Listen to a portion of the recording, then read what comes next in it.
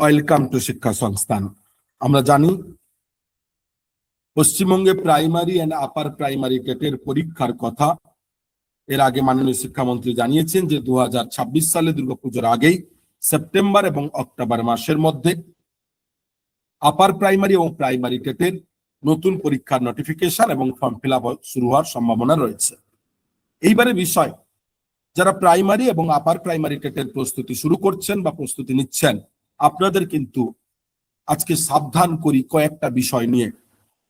দেখুন, আমরা শিক্ষা সংস্থান 2019 থেকে টিচিং রিলেটেড প্রত্যেকটি পরীক্ষার প্রস্তুতি দিতে গিয়ে প্রাইমারি আপার প্রাইমারি টেট সিটেটের প্রচুর পরিমাণে শিক্ষার্থীদের সফলতা এবং তাদের ব্যর্থতা আমরা দেখেছি। তো অধিকাংশ ক্ষেত্রে ব্যর্থ কারা হয়, কারা ফেলিওর হয়, কারা ফেল হয়? না, ফেল তারাই হয় যারা প্রাইমারি আপার প্রাইমারি টেটের ফুল প্যাটার্নটা বোঝে না।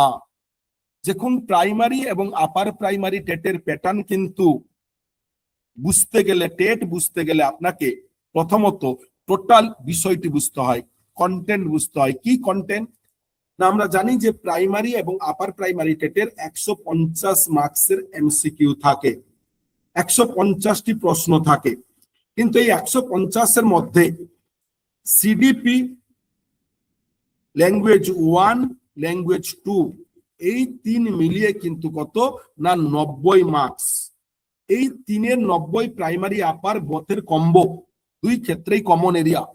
এর মধ্যে কিন্তু সিডিপি থেকে পেডাগজি এই পার্টটা 15টা প্রশ্ন, ল্যাঙ্গুয়েজ 1-এ 15টা পেডাগজি, ল্যাঙ্গুয়েজ 2 পেডাগজি 15। এটা কমন প্রাইমারি আপার। এছাড়া প্রাইমারিতে রয়েছে কি কি না ইভিএস তথা ইএনভিএস পরিবেশবিদ্যা, সেখানে 30, এবং ম্যাথ তথা অঙ্ক সেখানে 30। এক্ষেত্রেও সেম, এই 30-এর মধ্যে 15 পেডাগজি, 15 পেডাগজি। এই টোটাল পেডাগজি প্রাইমারির ক্ষেত্রে দেখলে কত না 15×5 = 75। 150-এর মধ্যে 75টি কিন্তু পেডাগজি। ঠিক একইভাবে যদি আমরা আপারে দেখি, এখানে কিন্তু সায়েন্স কিংবা সোশ্যাল সায়েন্সের, সোশ্যাল স্টাডিজের যে 60 মার্কসের, সেখানে কিন্তু 20 পেডাগজি, 40 সাবজেক্ট এরিয়া, 20 পেডাগজি। তাহলে তাদের পেডাগজি কত? এখানে হচ্ছে 45, এখানে 20, 65। এইবারে অধিকাংশ স্টুডেন্ট যারা ফেলিয়ার হয় বা যারা পাস করলেও স্কোর কম করে, তার কারণ হচ্ছে তারা কখনোই এই পেডাগজিকে গুরুত্ব দেয় না।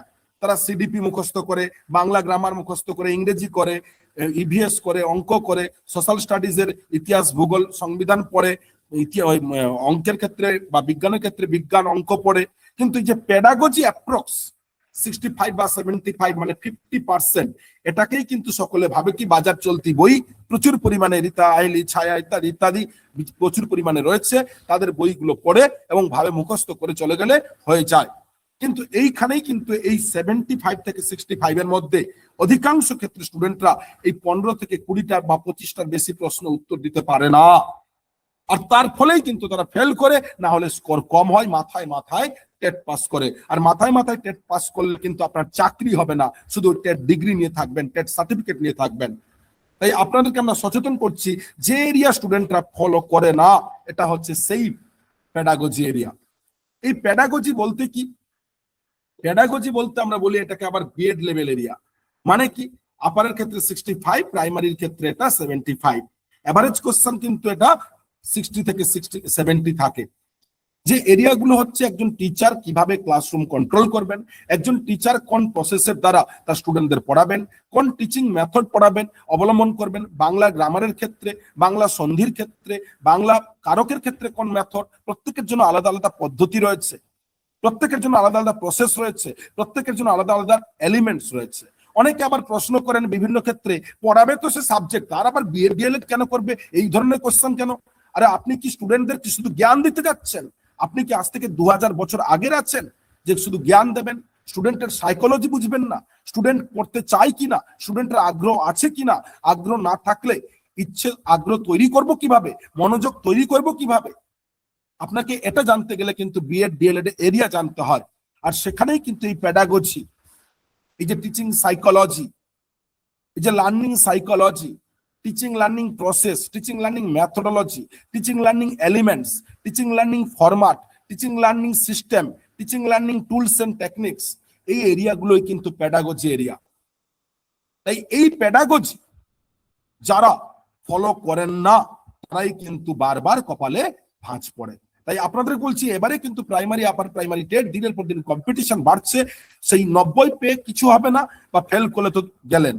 আপনাকে চাকরি পেতে গেলে মিনিমাম 110-এর উপরে পেতে হবে স্কোর, তবে গিয়ে হয়তো চাকরির সম্ভাবনা থাকবে।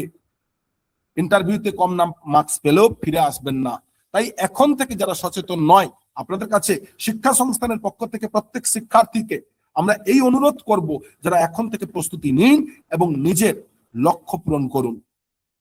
WB primary, upper primary TET, SSC, SLST প্রত্যেকটি কোর্সে আমাদের এনরোল চলছে, ভর্তি চলছে, কারণ নিউ ব্যাচ সব স্টার্ট হচ্ছে।